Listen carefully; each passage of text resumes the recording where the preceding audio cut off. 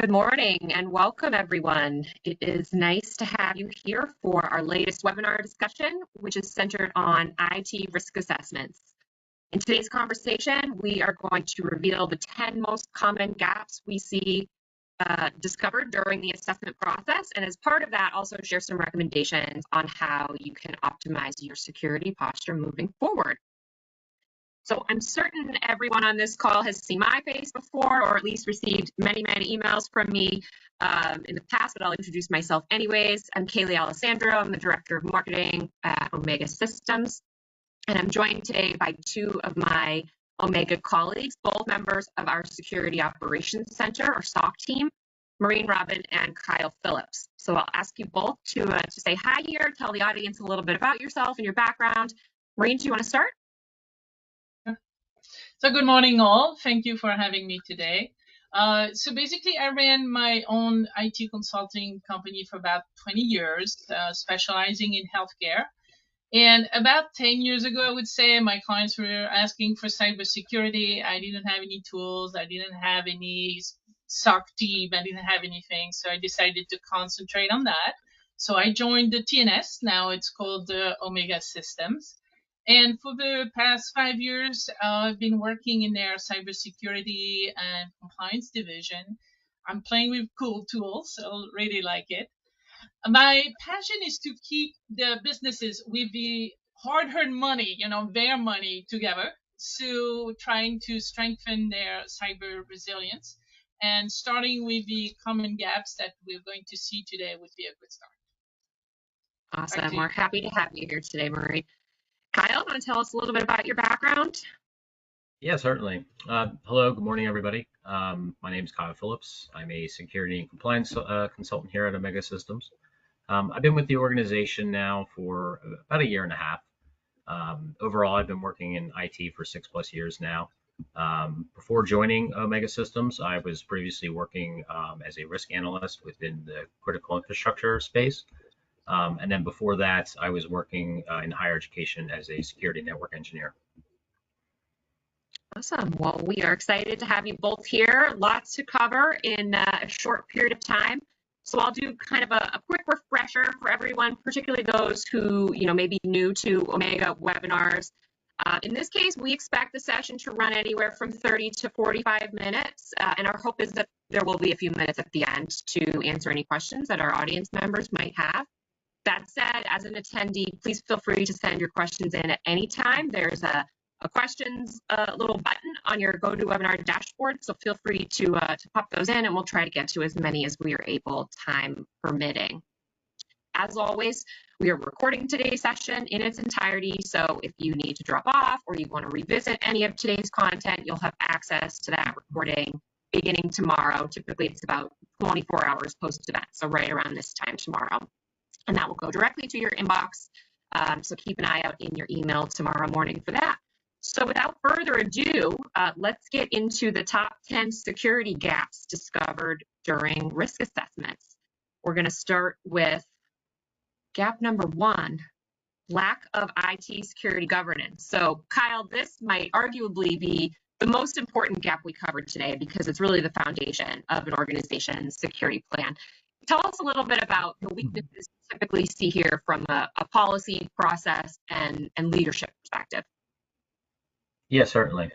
Yeah, so usually when Maureen and I were doing our internal mock assessments of organizations that are either coming on as a compliant contract with us, or if they just are looking to do some sort of assessment, we tend to find that when we're going through these control questions that some organizations might not have any actually IT policy established at all.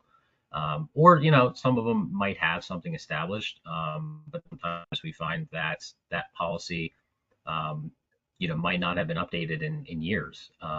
So it not having enough clear policies kind of established is usually one of the gaps that we kind of see right out of like the gate. Some of the important policies that are usually needed in today's landscape is going to be obviously like an incident response plan, disaster recovery, an overall information security policy, a risk management policy, acceptable I mean, the list can go on for the amount of policy that you need.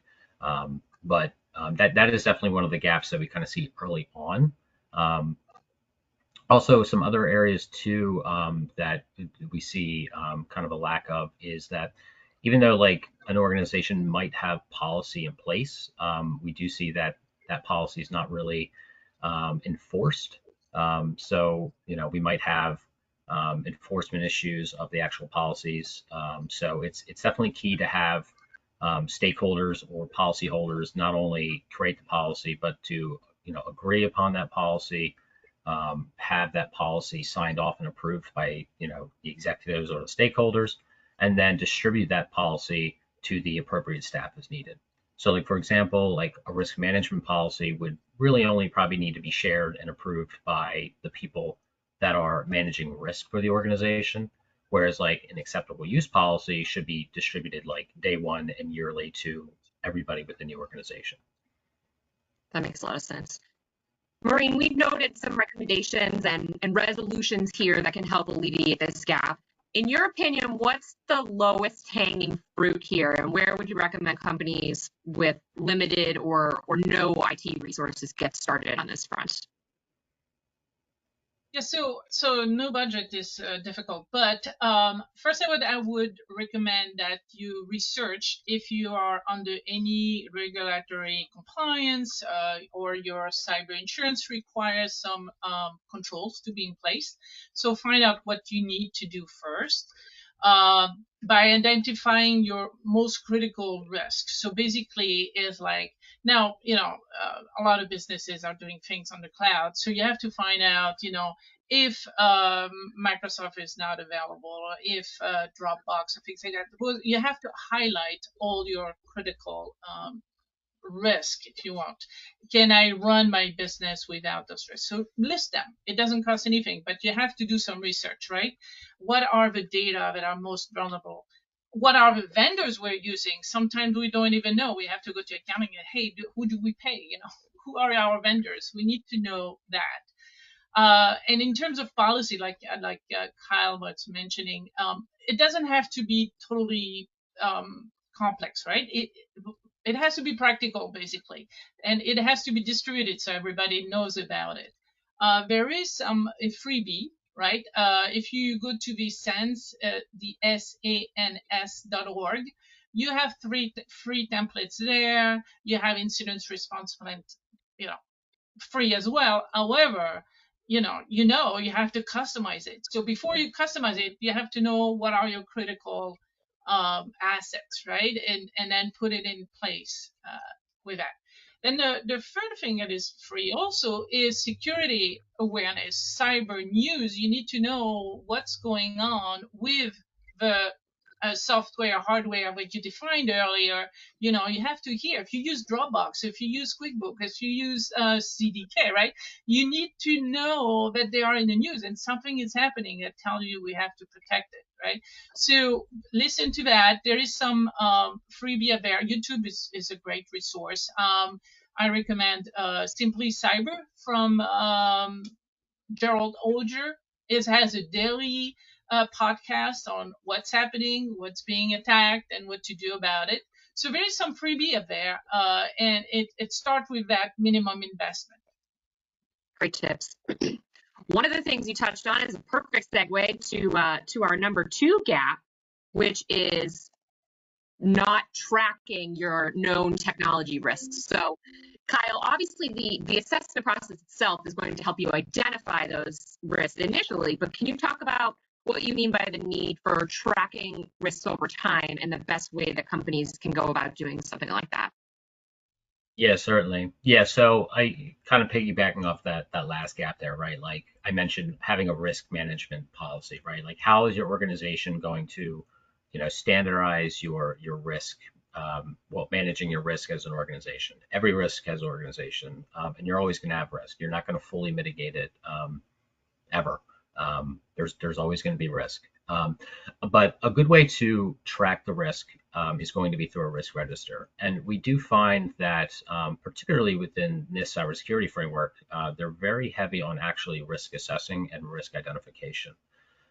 So having a risk register is going to be kind of a crucial piece of you know how you're going to manage your risk as an organization. Think of your risk register as kind of like a centralized repository for all of your identified risks and any sort of like relatable information there. Um, so I guess kind of like to key point it, right? You want to have your all your risks stored in like a central like location, right, through the risk register.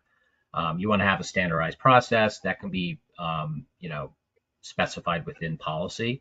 Um, but then like the actual like actionable items of the risk is then that identification and assessment process.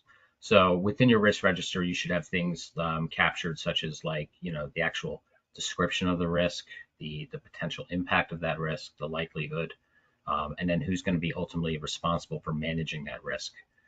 In terms of like the kind of the life cycle of that, the risk register is going to allow you to like kind of continuously track that um, through policy. Of course, you could set up a cadence, whether that's twice a year or annually or quarterly. It's all depends on like your regulatory needs or what you guys decide as an organization to do. But having it stored in a risk register definitely helps you with the life cycle of your risk. Great. Yeah, that's really helpful. So gap number 3, your organization does not conduct tabletop exercises or otherwise test incident response plans. So in this case, during the assessment process, you're finding out that companies who maybe don't fall short on number 1, they do in fact have an incident response plan in place, but they're not testing it. Maureen, can you talk about why the testing process is so critical to enabling effective cyber incident response? Yes, definitely. It's like practicing in front of a mirror. Every good actor still do that. You have to practice. You have to try it out and make it right. It takes several times to get it right. So basically, the first time you're nervous, right? So the second time it calms the nerves. So you've done it before. You also want your team to know about that. It's not just for you, right? The whole team is practicing that test, and it helps looking at for mishaps. So, for example, if you say, the first time around is like, oh, we have to contain that incident, right? So the network team goes, all right, I'm going to unplug everything. And then you realize that the forensic team is coming and say, hey, where is my logs? Where is my memory logs? And we're like, oops, it's gone. We didn't save it. So those mishaps, the first time happened. The second time you change your steps. You practicing your steps one by one. So to avoid those mishaps. Not only that, it helps you also set the expectation, because I have a backup, and we restore 2 hours, it's done. Well, not really, because now the scenario is that your servers and your hosts have been compromised, now you need to wipe everything, rebuild everything, check the backup, find out when the good backup was good without the attacker being in there. So that takes a long time. And then you finally restore, and then oops, you didn't realize that the bandwidth on your ISP it's so slow that it'll take forever to realize to actually materialize. So the expectation from the 2 hours becomes a 2 days, and then for next time not to promise the sea level. In 2 hours it's done.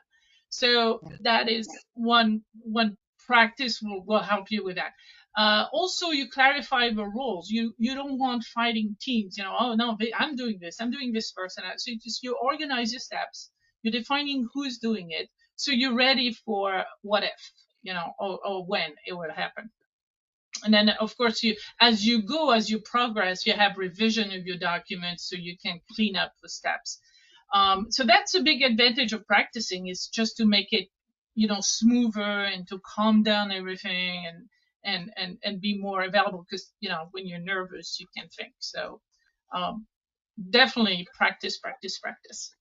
Yeah, and to your point earlier, it needs to be practical, right? Otherwise, it's just a piece of paper. So until you try out those steps, you don't know how practical that plan is. Correct. All right, gap number 4. Let's see. failure to conduct an audit of system accounts. So obviously, this means more than just maintaining a record of your current user accounts. Kyle, can you talk a little bit about what you're referring to here with auditing system accounts and why it's so important? Yeah, certainly. So, yeah, this usually comes up a lot during our mock assessments. It usually, well, yeah, it usually comes as like, does your organization audit your accounts or level account access on your systems or for your organization? Something along those lines. Many times we see small to medium-sized businesses are not doing this. Either they're not doing it at all, or they're not doing it on, the required cadence to what the regulation or the framework is asking this type of you know function to be done. What makes it so important to do this, of course, and this might be self-evident, right, is to have that security assurance, right, like of your accounts. So, like, you want to be able to do your audit, and as you're going through your audit, like, you might find that there might be unauthorized accounts that were created without you realizing it. So, detecting those rogue accounts, you might find dormant accounts that have not been used, within your network for years at this point, right? Like these are the types of things that like we want to mitigate from, like a security operations standpoint. But then also at the same time, from a compliance need, right? Like, GDPR, HIPAA, SOX, like they're going to require that these accounts and these systems are having account audits being conducted that are adhering to access control policies and then even data protection requirements. Makes a lot of sense. I think if I had to guess, the dormant accounts, I feel like probably trip people up, right? You got people who were terminated or who left, and they had privileged access here, there, and everywhere, and someone forgot to turn that access off, right? That probably happens a lot. Right. Or you find accounts that no one even really knows exist, and you're like, oh yeah, like that must have been created like 5, maybe even 10 years ago. Yeah, definitely security risk there. All right, let's do gap number 5. No operating system baselines have been established. Kyle, here's another one you can explain for us and the other non-technical folks like myself who are listening in today. What exactly are operating system baselines and what impact do they have on organizational security? Yeah, sure. So so for this gap, this is usually presented as like, do you have a configuration standard for like deployed for your organization? A lot of times we find most organizations don't have any sort of like golden image or like baseline template, you know, built out for their operating systems, right? Like there might be like a process to like change default passwords like on new networking equipment. But there might not be these best practice controls and configurations in place for operating systems. Um, so the OS baselines or operating system baselines are really just going to be like some predefined configuration and best practice settings for an operating system that can, better establish a new standard of security, right? Because, like we'll use Windows as an example. People like to bully Microsoft Windows. Usually outside of like out of the box Microsoft Windows, whether it's 10 or 11, is going to have a lot of additional settings that are turned on. They do this for usability and ease of access of all their services. However, we find like when we do reviews and audits that a lot of that services are not needed for day-to-day business operations. So this is something that we tend to recommend to like help mitigate, the attack surface per se of the operating system by turning off those services. Um, Not every vulnerability or not every risk is going to be tied to a vulnerability. It might be tied to an unneeded service that could be exploited. Um, so we tend to find that a lot of organizations, when we're doing initial assessments, don't have this type of control in place. They may be looking to do it, but it's something that would need to be planned and then actually implemented. Awesome. All right, we are moving right along here. Gap number 6 does not maintain an inventory of applications. Maureen, this one sounds pretty simple, maintaining a list of all the applications used across your company, but I know, certainly we've seen a few high-profile instances in the news where third-party application vulnerabilities have posed serious risks to enterprise IT. Do you want to talk a little bit about this and the potential for increased risk here? Definitely. So, I mean, first of all, it's not easy to keep track of all the installed application. Let's put it this way. If you were to do it manually, you would have to go to each computer, what's installed, what is their version. So better to have an automated tool for it. That's part number one. But even if you run a scan, right, and gives you a whole list of applications that you installed that are installed on your network, you don't know tomorrow what the user is going to download and install unless you have a policy like Kyle mentioned earlier, and you have a technology behind it to block the download of whatever, right? Because otherwise it's a constant battle to keep track of that. So that's number one. And then you may not have a visibility on the application that are running or the services that are running everywhere. So if we take, for example, the log4j shell application, right? You can't see that if you look for it technically. You won't see it right away. But you have to know that somehow it may be running on your system. If you have a Java-based application, it may be running on the system, or your vendor may be running it. So how do you find out? So you have specific scan for it. So you need to know which one to run. So the list itself is not that easy to acquire, the accurate list. And then after you have a list, then you have to find out, you have to research, well, is this Chrome application vulnerable to something, right? So again, you're not going to research one at a time on the web. You would need like a scanning. The scan will tell you if it's looking at the database of vulnerability, if this specific version of that specific application has a vulnerability that you need to patch, right? So you have tools for this. It's not only the application, it's also looking at the firmware, what's running on your firewall, on your switches. Is it vulnerable to something?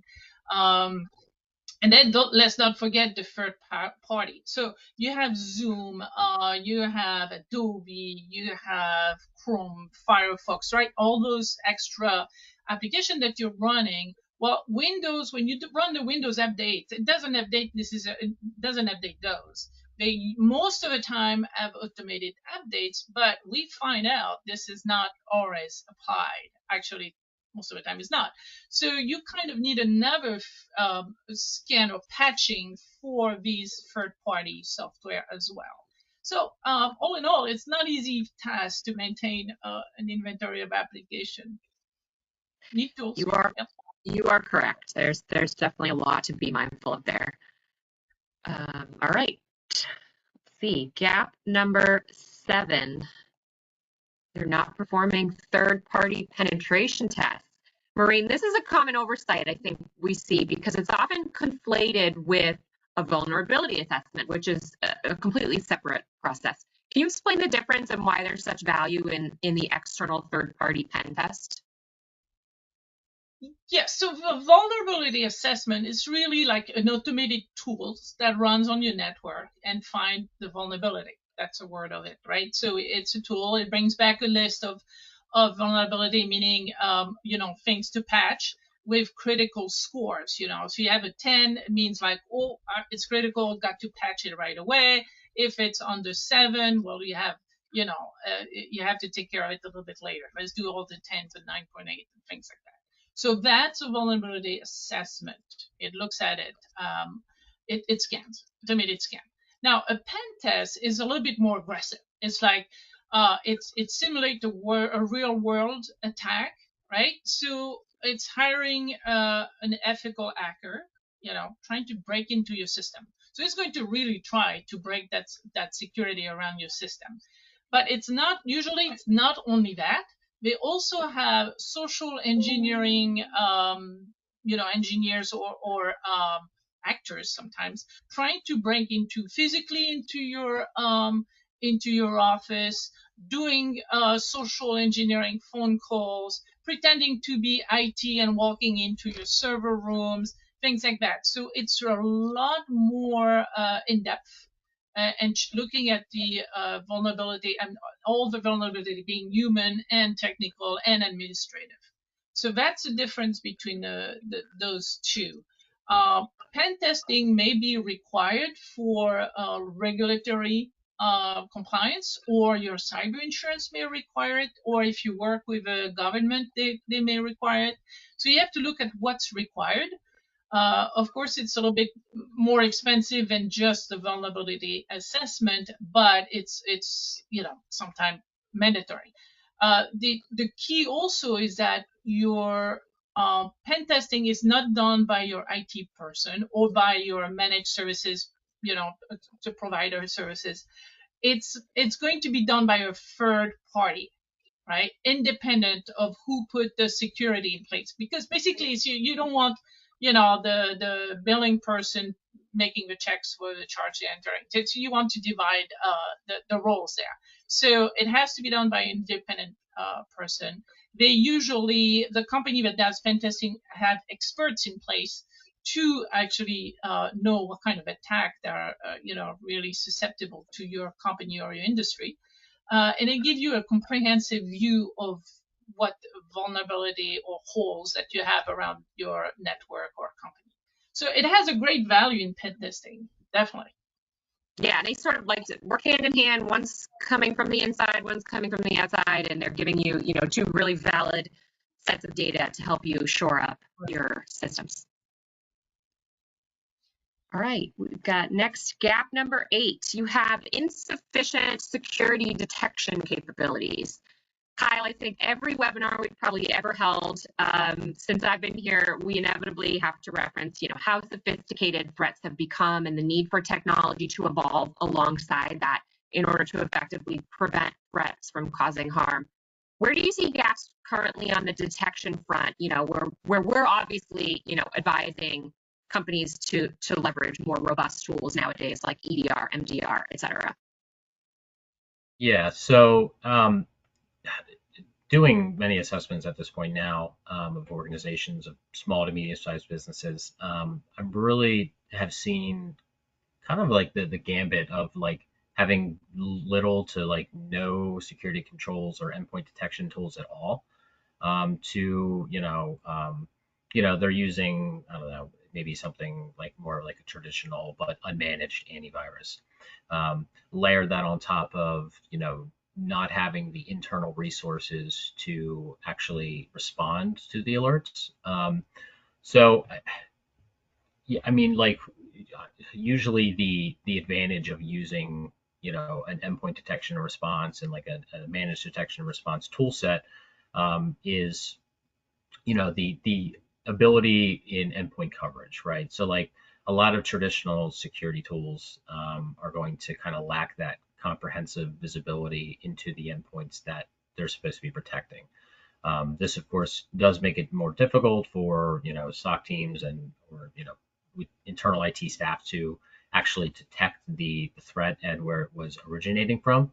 Having an EDR tool does provide you that greater sense of visibility into the endpoint. Because modern threats aren't really just focused on one machine. Sometimes most of the time they're getting a foothold.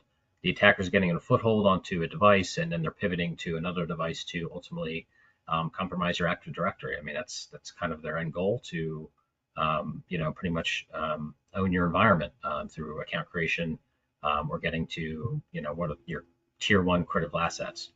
Other areas too that we kind of see gaps in like detection areas of assessment is going to be like the inadequate monitoring of like your blind spots. So you're going to want to make sure that you're having all your firewalls, your EDR tools, your antivirus, all your log point, or all of your logs from your endpoints feeding into an integrated SIM system. Having a SIM at this point, I would say is almost kind of like a basic cybersecurity hygiene. Like you should have that at this point. Of course, these SIM tools they take staff, they take resources. So that is kind of the advantage of, having a managed service provider, like Omega Systems. We would be able to definitely help with, covering that gap, when we're going through these assessments. Other things too that kind of come to mind, with gaps is, you know, delayed detection from traditional tool sets. A lot of these traditional tool sets, security tool sets in particular, are using like signature-based detection, which at times can be slow with identifying any sort of new and emerging threats. Great points. Absolutely. All right, let's keep on rolling here. Gap number 9, no consistent cybersecurity awareness training. Kyle, I gather we see this a lot. I think if I had to guess, training inherently feels like maybe the easiest item for people to drop from the security list, despite the fact that, we always say employees remain, your company's potentially biggest weakness. So beyond just training videos or even in-person education, maybe you could tell us about some of the best practices on the cyber awareness front that you'd like to see more companies adopt in the future. Sure. Yeah. So yeah, I mean, like the basics, right? Like have that cybersecurity awareness training, at least happen annually, right? So like common threats, like, threats that are being seen, do the automated, quarterly or monthly phishing, any sort of, onboarding should require, that type of training. Like that's like the basic stuff that most of us know at this point. And if you're not doing it, then I would at least start doing the basics for sure. It's definitely going to be like a cyber liability insurance, requirement. So if you're looking to do that, they're going to ask, for those types of things. But some areas that, that I've seen when doing, these assessments is, a lot of organizations, they'll do the basics, but they're kind of lacking, in terms of like the role-based specific training.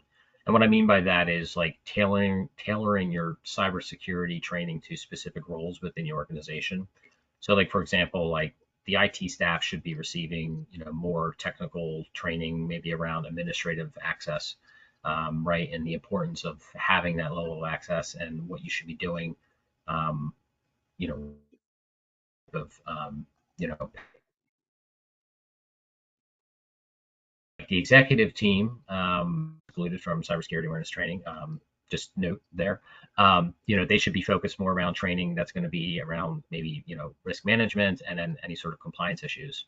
Um, of course, I would tailor all this all together with, maybe implementing some sort of, positive, incentives for, people within your organization that are, actually, um, you know, reporting the phishing emails right on a consistent basis. They're following the security protocols. Um, it's cyber awareness training. Like a lot of users and, people within organizations, they kind of just view it as a checkbox, or, they despise it, quite honestly. But if you create a culture, like a security conscious culture first, and you could do that through incentives, that's definitely going to kind of change things and help mitigate, the human, getting attacked by some sort of cyber threat. Yeah, that's a great idea. All right, we have made it to gap number 10, which is lack of any or at least consistent third-party diligence and ongoing vendor management. Maureen, you talked about this earlier briefly. This is huge right now. There's so much focus on third-party vendors and service providers. And that doesn't just mean your MSP, right? That's your accountant, your bank, your maintenance company, your payroll provider. Businesses have to consider, the security of every vendor they engage with. Can you talk about why this gap is, so critical and how you're seeing it influenced more broadly, in particular by regulators and other parties? Definitely. I mean, today's everything is almost outsourced, right, to a cloud provider, different vendors. So your vendor is now becoming your business. Your supply chain is part of your business. You cannot live without them. Well, or you can run the business a little bit without them, but in the long run, you may have a hard time. Look at the Change Healthcare incident that paralyzed a good part of the pharmacy and prescription business, the Ascension healthcare, the CDK that did that to the automotives. So we have to deal with a different world today. It's we can protect what we have internally, but we have to think of what's actually being outsourced. So one way to do this is a vendor risk management. It's basically a way to monitor the vendor performance. So we have tools out there that will let you know if a vendor has some kind of deficiency somewhere, or if they were attacked, they prevent, from the list we made before, the critical system we have, we know that, we have CDK, or we have QuickBooks, so we have those Microsoft, right? So now our ears are going to perk up as like, oh, the monitoring system is telling me that Dropbox has some vulnerability, right? So I have to do something about it. One way also it would be to diversify with suppliers. You have many suppliers, but it's sometimes not possible. Another way would be to, before you actually hire the vendor, is to send them a questionnaire, ask them for their SOC report or their risk assessment report. How risky are they to your business? Because they're now a part of your business. You may want to review your contract we have with them, the SLAs. Have you done any acquisitions since last year when they signed up with us, or we signed up with them rather? And what are the regulatory requirements? Am I still allowed to buy hardware from this vendor or software from this vendor? So there's a lot of regulation coming down to some vendors because of the origin, right? So mainly it's be ready for the what if. What if this vendor was good at some point, not so good today. I didn't monitor, so I didn't know, and I got caught that like today I can't work. So what if this happened? Would be preferable to monitor those vendors, basically. Absolutely. Huge, huge today.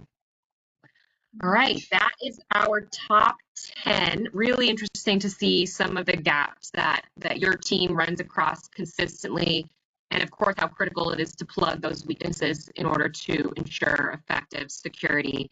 Let me check our questions box here. I know we've passed the half-hour mark, but we've still got quite a few folks on the line, so let me see if we've got any questions here. Looks like just a couple of comments. I have a question though, and I'm gonna throw this back to Kyle. When you were talking about operating system baselines, one of the topics of discussion I've been noting in the news, because Windows 10 end of life is coming up next year. Is that something, those sort of end of life vulnerabilities that would get picked up during the assessment process, that the companies would be able to note? Oh yeah, definitely. Yeah. I mean, usually with like end of life software and operating systems, it's not just one vulnerability. It's usually, once that stopped being supported, and particularly if you don't have any sort of like long-term support through Microsoft for an operating system, which probably will be an option. But if you don't have that, because that will come at a cost, then like, yeah, that's going to open yourself up to a ton of vulnerabilities, not just one. So end of life software is definitely kind of a huge item. On vulnerability scans, like, they'll put it as a critical finding, kind of automatically, not just like because there's an active exploit on it in that very moment, but moving forward, like someone might find something and exploit it, but it's not going to be remediated because it's no longer supported. So yeah, no, with that transition, kind of like what we saw with Windows 7, organizations should try to learn from Windows 7 to Windows 10, and they should try to get out in front of it as fast as possible. Start planning now. Start making sure that you have all the hardware requirements needed for Windows 11, and doing that inventory of your devices will be key for that transition. Maureen, a couple of questions here. Folks wanted you, if you could share again, I think it was the SANS Institute is the site you recommended where they can get IT governance policies. Is that correct? Correct. It's SANS.org. And you search for policies. They have a slew of them in there, and yeah, good templates. But again, just reinforcing, you have to customize them.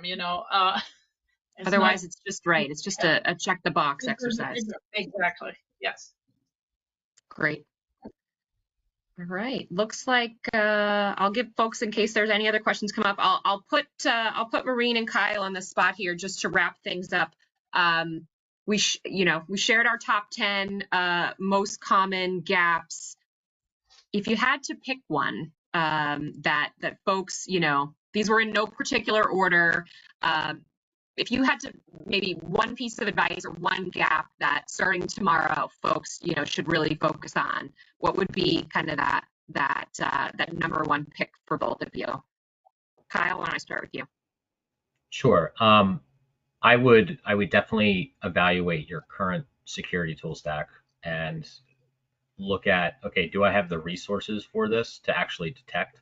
So I think that was number 7, right?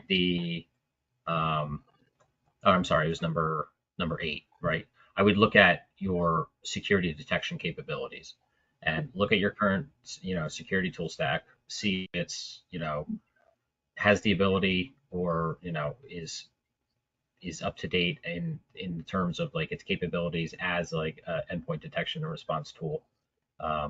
And, see if you have the ability internally as your organization to actually detect and then respond to an incident.